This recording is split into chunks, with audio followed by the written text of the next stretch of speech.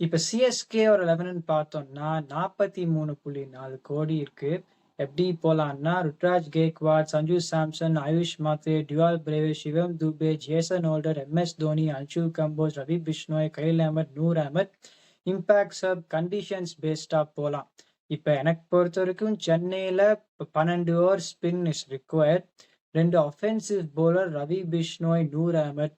டிஃபென்சிவா George Linde 4 over போட்டு பேட்டிங்லையும் float பண்ணனா, இப்ப எம்.எஸ். தோனியா, உர்வில் பட்டேலா, கார்த்திக் சர்மாவான்னு தெரியல யாரு விளையாட போறான்னு தெரியல.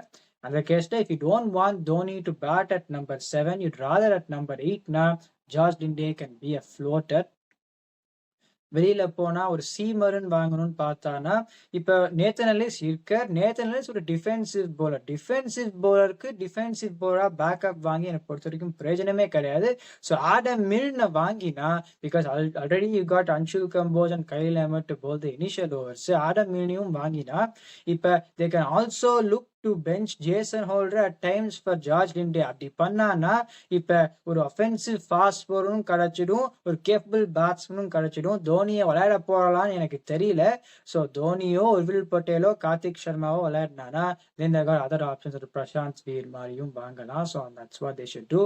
கேமரன் கிரீன் வந்து கேகேஆரோட போட்டி போடனா, I don't think it will be something they need in this case. ஏன்னா இந்த டாப் 5 எனக்கு பொறுத்த வரைக்கும் I don't think they can bat lower than the positions that they are at now. இப்போ சிவம் தூபே வந்து நம்பர் 5 கையில இறக்கினா கஷ்டம்.